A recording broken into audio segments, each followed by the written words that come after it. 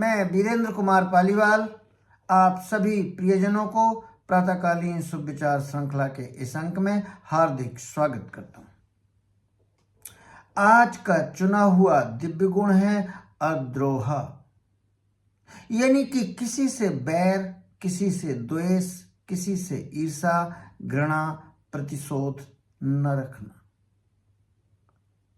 25वें क्रमांक का ये दिव्य गुण, जो कि श्रीमद् भगवद गीता के अध्याय 16 में भगवान ने 26 दिव्य गुण गिनाए हैं। डिवाइन वर्च्यूज, दैविक संपदा को प्राप्त व्यक्तियों के लक्षण। निश्चित तौर पर हम सभी को पता है, इतिहास को जरा भी खंगालेंगे तो पता चल जाएगा बैर से लाभ नहीं होता है। अतः बौद्धिक ज्ञान कहता है बैर छोड़ देना चाहिए। ईर्षा, घृणा, द्वेष, ये सब नकारात्मक चीजें हैं, लेकिन ये बौद्धिक ज्ञान है। बौद्धिक ज्ञान की अपनी कोई सामर्थ्य नहीं, अपनी कोई क्षमता नहीं, जब तक कि उसको क्रियान्वयन में, आचरण में, आदतों में, व्यवहार में और व्यक्तित्व में शुमार न कर लिया जाए, ये योग्यता आप में ना आ जाए, तब तक उसकी कोई सामर्थ्य नहीं। अद्रोह क्या है? निश्चित ही ये वो दैविक गुण है, ये दैविक संपदा है जो अर्जित की जा सकती है। किसी के प्रति न तो द्वेष, बैर, ईर्षा, प्रतिशोध या कोई हानि पहुंचाने की मन, वाणी और कर्म से लाभ क्या है? सबसे बड़ा लाभ तो यही है कि मानसिक स्वास्थ्य आपका बेहतर होगा। आपने देखा होगा जो लोग जरा सी बात में चिढ़ जाते हैं, द्वेष रखते हैं, ईर्षा रखते हैं, घृणा, प्रतिशोध और प्रतिस्पर्धा रखते हैं, नकारात्मक धारणाएं रखते हैं, उन्हें नींद तक नहीं आती। मानसिक स्वास्थ्य बहुत खराब रहता है। और भी गहराई से अध्ययन करें तो शारीरिक स्वास्थ्य भी खराब रहता है। ब्लड प्रेशर, डायबिटीज, तनाव और बहुत सारे कार्डियो डिसीजेस लोगों को होती है। मैं ये नहीं कह रहा हूं कि ये सब अद्रोह के कारण ही होती हैं, नहीं, बहुत से कारण हैं, पर हां, जो लोग द्वेष, घृणा, ईर्षा रखते हैं उनमें यह होने की संभावनाएं बहुत अधिक है। चिंता, डिप्रेशन, अवसाद, ये सब दुष्परिणाम हैं ईर्षा, घृणा, नकारात्मक भावनाओं को रखने के।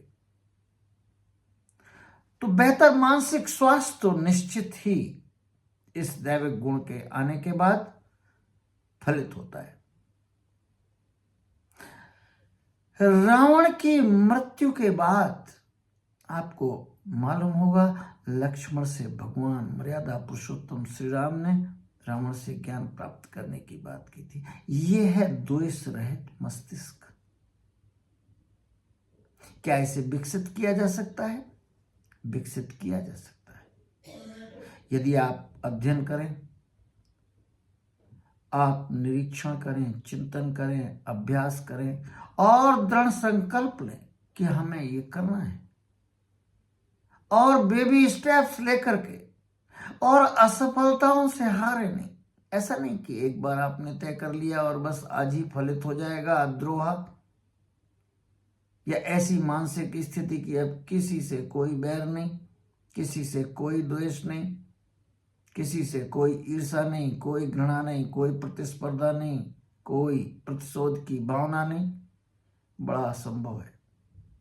लेकिन हाँ, बेबी स्टेप्स में धीरे धीरे करके ये संभव है। तो कहाँ हम अद्रोह को लागू करें?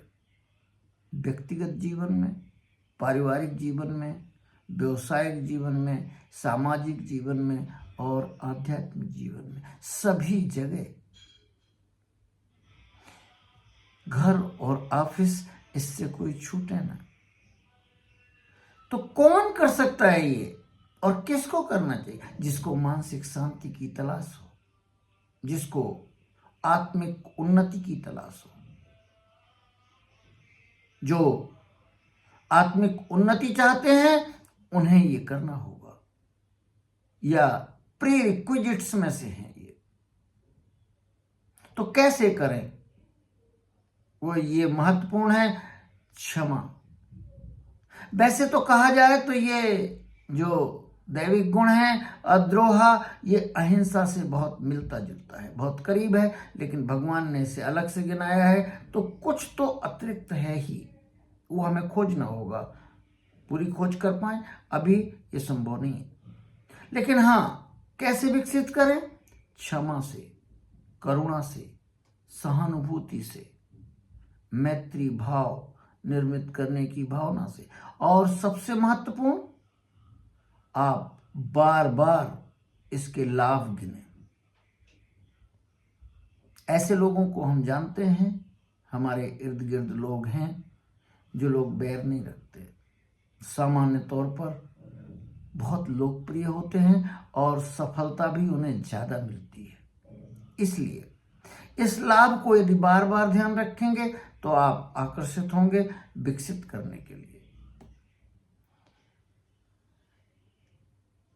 सनातन साहित्य भरा पड़ा है इस बात को लेकर के कि अद्रोहा से अद्रोहा सर्वभूतेषु धर्म शम शन उपासते। जो सभी प्राणियों में अद्रोह रखते हैं वे सच्चा धर्म निभाते हैं।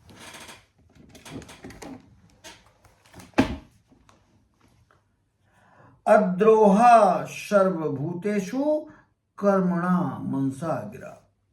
धर्म वही है जिसमें कर्म, वचन, मन और वाणी में द्वेष ना हो।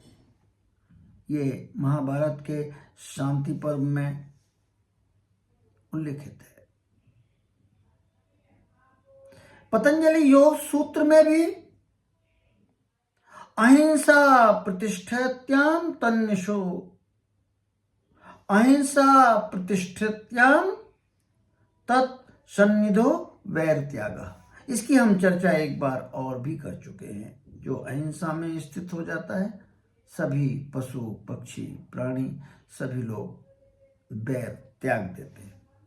लेकिन बस वही बात, ये रही बौद्धिक ज्ञान की बातें, पर जब तक इनका क्रियान्वयन संभव ना हो, जो अब तक आदतों में ना बदल जाए, आपके व्यवहार और व्यक्तित्व में ना आ जाए, तब तक इस बुद्धि ज्ञान का, बौद्धिक ज्ञान का कोई सामर्थ्य नहीं।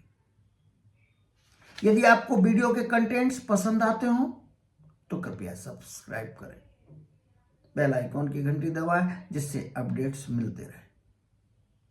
इसके परम उद्देश्यों में सनातन साहित्य का, श्रीमद् भगवत गीता का अध्ययन करके 26 के 26 दैविक गुणों पर वीडियो बनाना इसके उद्देश्यों में है। इस पर बार बार हम चर्चा करेंगे। आपकी प्रतिक्रिया, यदि आपके दिमाग में कोई प्रश्न है, कोई सुझाव है, तो आप जरूर दें। मैं भरसक प्रयास करूंगा उसका उत्तर देने का। ये वीडियो शैक्षणिक है और अपने प्रियजनों के लिए बौद्धिक ज्ञान साझा करने के लिए उद्देश्य से बनाया गया है।